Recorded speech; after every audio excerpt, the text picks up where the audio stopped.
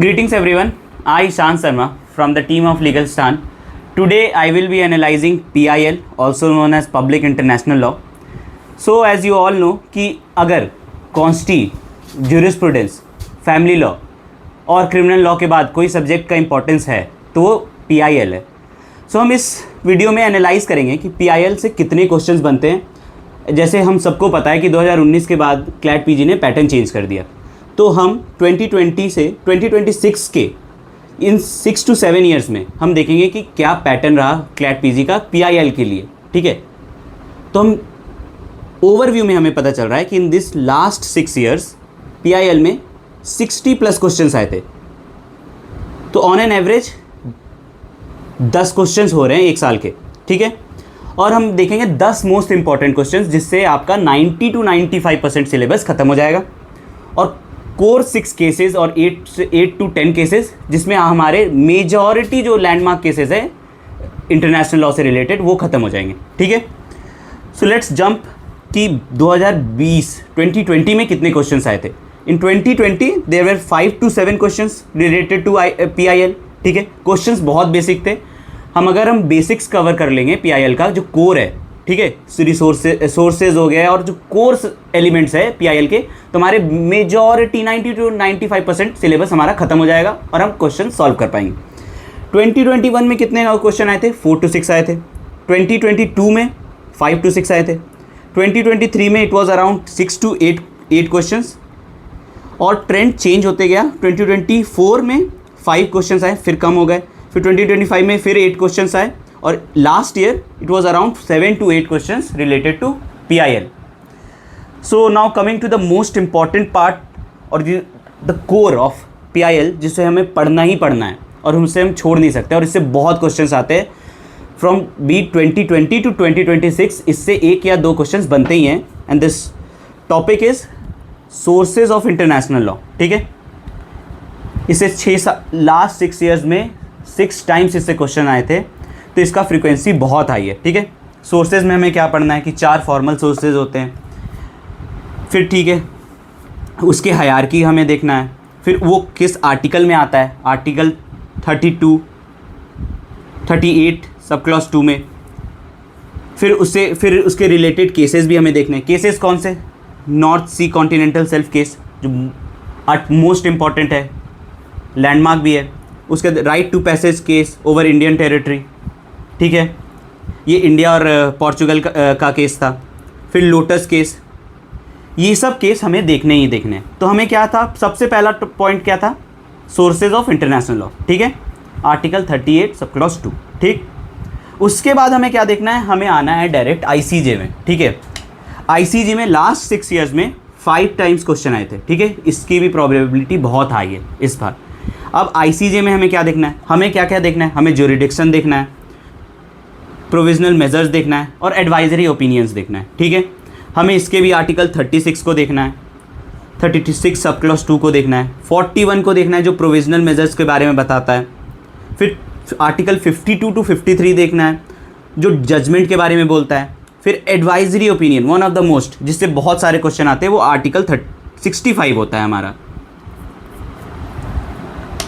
फिर इससे रिलेटेड बहुत एक फेमस केस है जो अभी लाइमलाइट में भी था, 2022 यूक्रेन और रशिया का केस जो अभी भी ऑन गोइंग वॉर है. अगर आप लोग को इंटरनेशनल पॉलिटिक्स पसंद है तो you guys would be looking into Russia and Ukraine conflict. उसमें US जंप कर रहा है, ये जंप कर रहा है, तो वो बहुत इंटरेस्टिंग हो जाता है इंटरनेशनल लॉ का केसेस.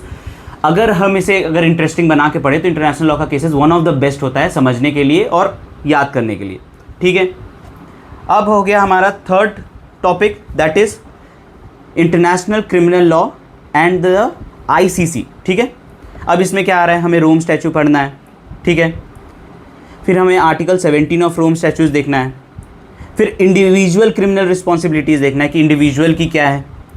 फिर क्राइम्स अगेंस्ट ह्यूमैनिटीज़ को देखना है. ठीक है, क्राइम्स अगेंस्ट ह्यूमैनिटी होता है. फिर हमारा जो जितना भी जिनेवा कन्वेंशन होता है 1, 2, 3, 4 क्या क्या बोलता है वो सब ही हमें देखना है इसी में. फिर हमारे वन ऑफ द मोस्ट जो अभी वर्ल्ड का क्या सिचुएशन चल रहा है, वॉर चल रहा है गल्फ में, स्ट्रेट ऑफ हॉर्मुज बंद है, ये सब हमें रिलेट करना है कि क्लैट PG ऑब्वियस है कि वॉर क्राइम से रिलेटेड एक क्वेश्चन देगा ही इस साल. और वॉर क्राइम्स में आपको पता है वो जब वहाँ जहाँ वॉर होती है वहाँ वॉर क्राइम्स होगा ही, तो वॉर क्राइम से would be a very high probability कि वॉर क्राइम से आएगा।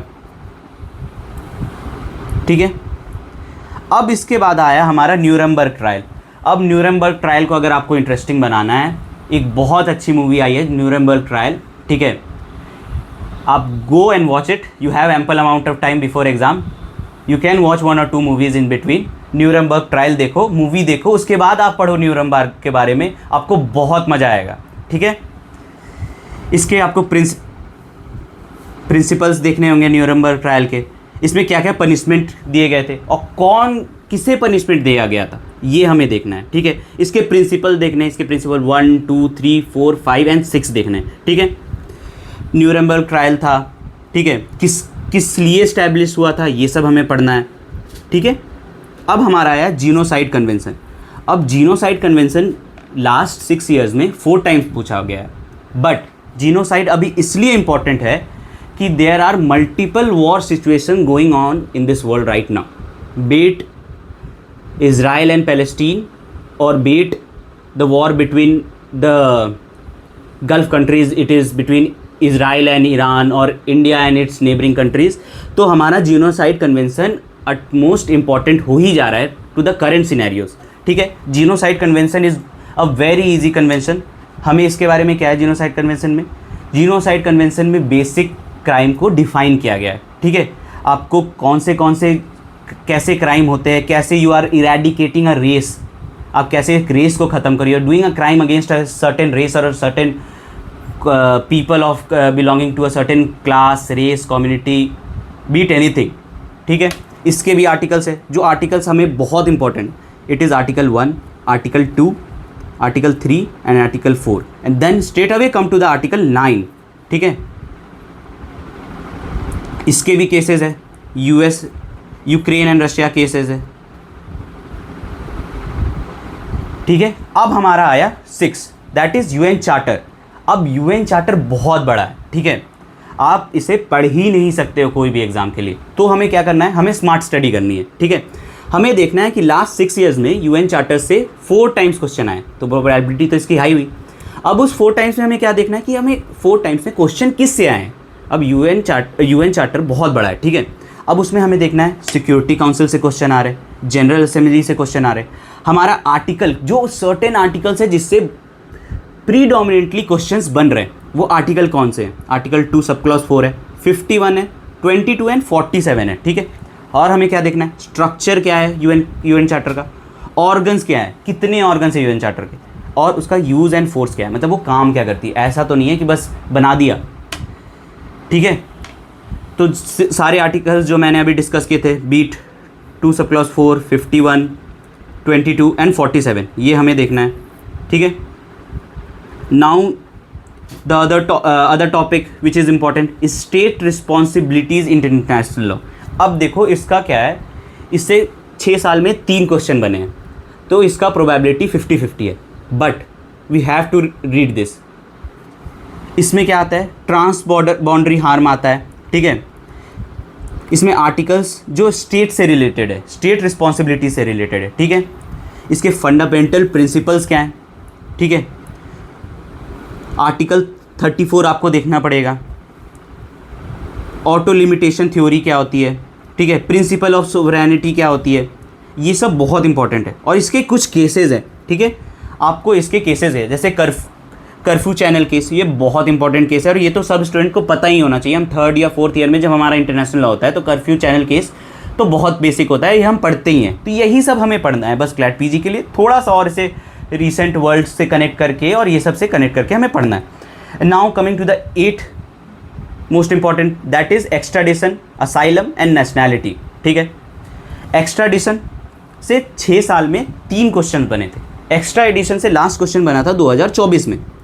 क्यों? क्योंकि उस समय extradition was a hot piece of cake. ठीक है, अभी रिसेंट अगर आप वर्ल्ड में देखोगे तो एक्स्ट्राडिशन के कुछ केस हुए हैं जो यूएस ने किसी कंट्री के प्राइम मिनिस्टर को उठा के अपने कंट्री ले आया। ठीक है, तो उसके बाद आपका एक्स्ट्राडिशन, असाइलम और नेशनैलिटी का केसेस बन सकता है। सो इस साल हम इससे कैसे लिंक कर सकते हैं, अभी यूएस ने कुछ किया है, इंटरनेशनल पीस हमारा डिस्टर्ब हुआ है, so we should study this. और इसमें क्या है, एक्स्ट्राडिशन का बहुत बेसिक कॉन्सेप्ट है, ठीक है। फिर रूल ऑफ डबल क्रिमिनलिटी है जो हमें पढ़ना है कि ठीक है, कि अगर हम किसी को एक्स्ट्राडिट करके ला रहे हैं, किसी को बीट, अगर मैं एक ए नाम का बंदा है, वो बी को ला रहा है दूसरे कंट्री से, ठीक है, तो ऐसा नहीं है कि जो जिस कंट्री में ला रहा है, जिस कंट्री में वो भागा था, उस कंट्री में वो क्राइम ही नहीं है और आप उससे उसको ला रहे हो, तो that is rule of double criminality, ठीक है। रूल ऑफ नॉन इंक्वायरी भी हमें पढ़ना है, रूल ऑफ स्पेशलिटी भी पढ़ना है। ये सब बहुत बेसिक चीज़ें हैं जो आपको 10 मिनट के लेक्चर, 5 मिनट के लेक्चर में आपको समझ में आ जाएगी, और इससे 2 से 3 केसेज हैं जो आपको पढ़ने हैं, ठीक है। फिर हमें डिपोटेशन पढ़ना है। डिपोटेशन को अगर आपको इंटरेस्टिंग बनाना है तो आप डंकी इमिग्रेशन के बारे में पढ़ सकते हो। फिर आपको डिपोटेशन, फिर आपको एक्स्ट्राडिशन और डिपोटेट कैसे किया जाता है, जो अभी कुछ दिन पहले अभी हर पंजाब और हरियाणा के कुछ 56-70 स्टूडेंट्स को डिपोर्ट किया था यूएस से, तो उससे हम लिंक करके हम डिपोटेशन का पढ़ सकते हैं। अब डिपोटेशन और ये सब कैसे होगा, आर्टिकल 33 से हम कनेक्ट करेंगे, ठीक है। 1951 का रिफ्यूजी कन्वेंशन, इससे हम लिंक करेंगे, ठीक है। अब आया not so important but important, that is UN clause, ठीक है। यूएन क्लॉज क्या होता है, लॉ ऑफ सी होता है, ठीक है। अब आप बोलोगे कि इतने सारे कन्वेंशन पढ़ना कैसे।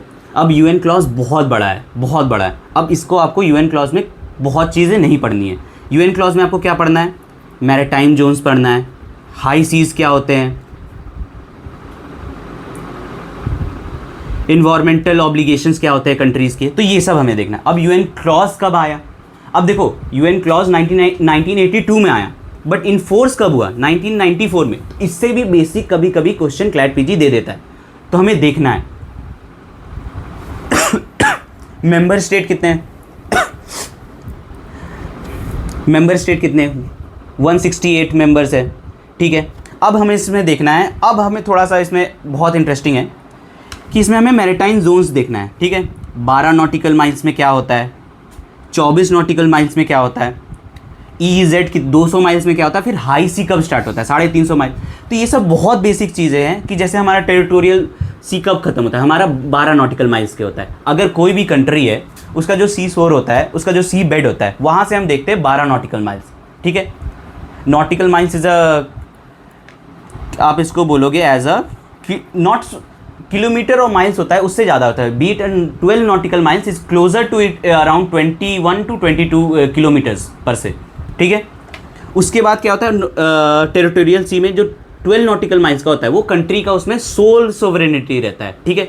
वो उसका ज़मीन के नीचे हो या फिर ऊपर हो, आसमान, उसके पास सोल होता है, वो उसका रिसोर्सेज एक्सप्लॉइट करे, उसको जो करे, ठीक है, वो होता है। उसके बाद आता है आपका कंटिन्यूअस जोन, जो 12 माइल से और एक्सटेंड हो जाता है, 12 miles, that is 24 nautical miles, ठीक है, from the sea bed, from your core, from your coastal area, 24 nautical miles. उसके बाद आता है आपका EEZ, ठीक है, वो 200 माइल तक एक्सटेंड होता है। और उसके बाद आता है आपका 350 माइल के बाद हाई सी। हाई सी किसी के लिए नहीं होता, high sea is for everyone, वो यूनिवर्सल प्रिंसिपल पे चलता है कि ये सबका है, ठीक है।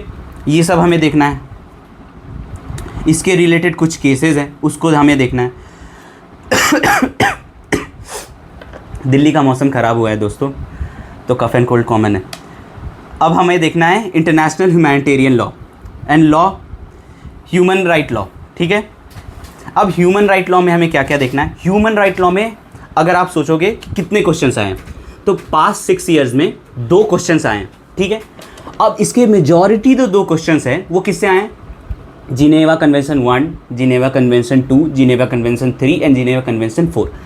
अब आप बोलोगे जिनेवा कन्वेंशन 1 से 4 में क्या डिफरेंस है। 1 में क्या बात करता है, ठीक है, 1 में बात करता है कि आपको प्रोटेक्ट करना है for the wounded and the sick armed forces in the field, ठीक है। जो भी सोल्जर्स है जो इंजर्ड है, ठीक है, और वो वुंडेड है किधर, फील्ड में, वॉर फील्ड में। अब 2 होता है, 2 किस में बात करता है, सेम चीज़ एट सी, ठीक है। तीसरा होता है प्रिजनर्स ऑफ वॉर, ठीक है। जिनेवा कन्वेंशन 4 किस पे बात करता है, वो बात करता है civilian persons in time of war, ठीक है, उसके प्रोटेक्शन के लिए बात करता है। तो ये सब हमें पढ़ना है, ठीक है। उसके बाद आया IHL का कोर प्रिंसिपल्स पढ़ना है हमें। ये सब हो गए आपके टॉप 10 कोर एलिमेंट्स जो आपको पढ़ के ही जाना है। अब उसके बाद PIL के कुछ केसेस होते हैं, ठीक है। केसेस को इन डेप्थ तो हम नहीं जाएंगे, ये PDF हमारे आपको वेबसाइट में मिल जाएगा, आप इसे रेफ़र कर सकते हो। The first these are the few important cases which you need to go through. The first would be the North Sea Continental Shelf case. ये केस बहुत इंपॉर्टेंट है, ये आपने पढ़ा भी होगा इंटरनेशनल लॉ के क्लासेस में, ठीक है। उसके बाद फिर आपका कर्फ्यू चैनल केस है, फिर बॉस्निया और सर्बिया का जो जीनोसाइड केस था, ये इंपॉर्टेंट हो सकता है इस साल के लिए, ठीक है। फिर अब आपका आया essential legal maxims. So guys अब हमें देखना है एसेंशियल लीगल मैगजिम्स और PIL के डॉक्ट्रिन्स, ठीक है। अब हमें देखना है जस एड बेलम, ठीक है, ये क्या बोलता है, जस इन बेलो, जस कोजेंस देखना है, ठीक है। पैक्टस एंड सर्वांडा देखना है, ठीक है। The agreement must be kept, जो आप किए फाउंडेशनल प्रिंसिपल है उसको आप उसके अगेंस्ट में नहीं जा सकते हो, ठीक है। एक्स एक्वेटो एट बोनो भी देखना है हमें, ठीक है। फिर यूनिवर्सल जुरिडिक्शन और भी 2-4 हैं जो हमें लीगल मैगजीन्स हमें देखने हैं, ठीक है। You can refer our PDF, will be uploading this on our website, ठीक है। Now just for a quick revision what we all need to look, first would be foundation of international law, ठीक है। The second would be UN charter and the structure and the use of forces. The third would be state responsibility and sovereignty, ठीक है। The fourth would be genocide convention. Genocide, I am telling you guys, genocide is going to be the utmost important thing for this year CLAT PG. So you guys need to look all the cases for genocide and the basic articles related to genocide. The fifth one would be international criminal law and Nuremberg trial. I am saying if you are feeling कि Nuremberg बहुत boring है, go and watch a movie. It's an awesome movie, and then you study about the Nuremberg trial, you will enjoy a bit. The sixth one would be extradition, asylum and nationality. The seventh would be law of seas, UN clause, ठीक है, उसके कितने conventions होते हैं। And the last would be IHL, ठीक है, human right और legal maxims। IHL के जिनेवा कन्वेंशन 1 से लेकर 4 तक, और legal maxims 8 से 10 legal maxims है, उससे ज़्यादा आपको इंटरनेशनल लॉ में पढ़ने की ज़रूरत नहीं है। This would be covering 80 to 90% of your syllabus, और 100% sky is the limit. Study everything under the sun. Still अगर CLAT PG को आपको सरप्राइज़ करना है, you will get 1 or 2 cases कि आप ब्लैंक हो सकते हो उसमें। So हमारे पास क्या है कि हम बेसिक जो लास्ट 7 years के ट्रेंड है उससे हम पढ़े, और जितने इंपॉर्टेंट है उससे हम सबसे ज़्यादा फोकस करें। And if you have left with time, हम और भी केसेस करें, क्योंकि we have to cover every subjects, और भी सब्जेक्ट हमें देखना है, ठीक है। So that's it from my side. जय हिंद। Ishan signing off.